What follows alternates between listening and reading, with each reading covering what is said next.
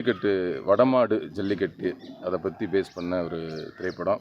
இந்த படத்தில் வந்து மாடு, அதாவது அதோட உண்மையான பேர் வந்து சோழன்.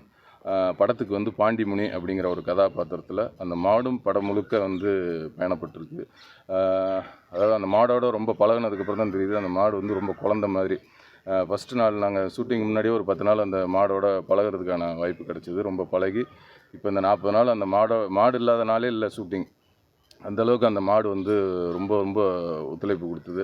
என்னதான் இருந்தாலும், என்னதான் அது ஒரு அனிமலாக இருந்தாலும், ஒரு மாடு எப்போவுமே அதுவும் ஜல்லிக்கட்டு மாடுங்கும்போது பக்கத்தில் யாருமே வந்து உள்ளே விடாது. வடமஞ்சு வரட்டு மாடுனா அது 9 பேர் சுற்று போடுவாங்க. 9 பேரையும் தொட விடாத அந்த மாடு அந்தளவுக்கு ட்ரைனிங் கொடுத்துருப்பாங்க. ஆனால் அந்த மாடு வந்து பழகுனா குழந்த மாதிரி ஆயிரும் அப்படிங்கிறதுக்கு உதாரணம் வந்து இந்த பாண்டிமுனியாக நடித்த எங்கள் மாடு வந்து அவ்வளோ அழகாக பழகி ரொம்ப குழந்தையாகவே ஆயிடுச்சு. எங்களுக்கு நேற்று படப்பிடிப்பு முடிஞ்சோடனே அதை பிரியறதுக்கே மனசு இல்லாமல் அந்த மாடுமே ரொம்ப சென்டிமெண்ட்டாக வந்து பிரிஞ்சோம். ரொம்ப அழகாக அந்த மாடும் ஒத்துழைச்சிது. அதிலே இந்த படத்தில் நடித்த நடிகர் நடிகைகள், டெக்னீஷியனாக இருக்கட்டும், எல்லாருமே ரொம்ப ஒத்துழைப்பு கொடுத்தாங்க. இந்த படத்தோட தயாரிப்பாளர் ராஜசேகர் அவர்கள், பிரபு அவர்கள் ரொம்ப அவங்களாம் வந்து ரொம்ப சப்போர்ட் பண்ணி எல்லா ஆர்டிஸ்ட்டுமே ரொம்ப சூப்பராக பார்த்துக்கிட்டாங்க.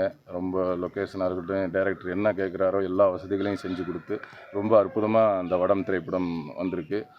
நீங்கள் எல்லோரும் பிடிச்ச ஒரு படமாக இருக்கும். ஏன்னா வடமாடு மஞ்சு வரட்டை பற்றி தமிழ் சினிமாவில் என்ன எதுவும் அதிகமாக வரல. இது வந்து முழுக்க அந்த வடமாடு மஞ்சு வரட்டு, அந்த மாடை வளர்க்குற அந்த பின்னணி சம்மந்தமான ஒரு கிராமத்து ஒரு நல்ல கதையாக இருக்கும். எல்லோரும் பாருங்கள். எல்லாருக்கும் ஒரு பிடிச்ச படமாக இருக்கும். திரைக்கு வரும் எதிர்பார்க்கலாம் சார். இது இப்போ தான் பூசணிக்காய் உடைச்சிருக்காங்க. அது மாசாணியம்மன் அருளால் பூஜை போட்டதும் அங்கேயே போட்டிருக்கோம். அதை தொடர்ந்து வந்து நம்ம குற்றாலத்தில் ஒரு 30 நாளைக்கு மேலே அங்கே படப்பிடிப்பு நடந்தது. அதை தொடர்ந்து வந்து கோயம்புத்தூர் வெள்ளையங்கிரி பக்கத்தில் ஒரு சாங்கு படப்பிடிப்பு நடந்தது. அதை தொடர்ந்து பொள்ளாச்சியில் படப்பிடிப்பு நடந்தது. இப்போ எல்லா இடத்துலையும் படப்பிடிப்பு ஒரே ஷெட்யூலாக முடிச்சுட்டு இன்றைக்கி வந்து இந்த மாசாணியம்மன் திருக்கோயிலில் வந்து வெற்றிகரமாக பூசணிக்காய் உடைச்சி இந்த படப்பிடிப்பை நிறைவு செஞ்சதில் ரொம்ப மகிழ்ச்சி. உங்கள் அடுத்த படத்தோட அப்டேட் எதாவது இருக்குங்களா? அடுத்த படம் சிம்பு தேவனண்ணனோட அவரோட படம் நான் பேர் வைக்கல. அவரோட படம் அடுத்த படமாகவும், அப்புறம் 7ஆம் பொருத்தங்கிற அந்த படமும் தொடர்ந்து போயிட்டு. இந்த படப்பிடிப்பில் இந்த காளையை தவிர்த்து வேறு மறக்க முடியாத உங்களுக்கு ஏதாவது சம்பவம் தான் இருக்கா?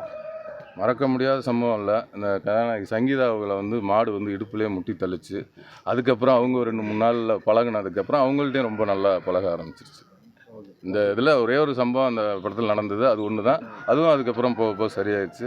அதேமாதிரி கீழே அவங்க விழுந்து இந்த முட்டியெல்லாம் உடஞ்சிது. அதெல்லாம் வந்து இப்போது அந்த மாடோட பழகினதுக்கப்புறம் வந்து ரொம்ப அது குழந்தை மாதிரி எல்லாத்துட்டையும் ரொம்ப அழகாக பழக ஆரம்பிச்சிருச்சு. ட்ரெண்டை ஃப்ரெண்ட் ஆக்கிக்கோங்க. தந்தி டிவியின் சப்ஸ்கிரைபர்ஸ் அண்ட் ஃபாலோவர்ஸ் குடும்பத்தில் நீங்களும் இணையுங்க.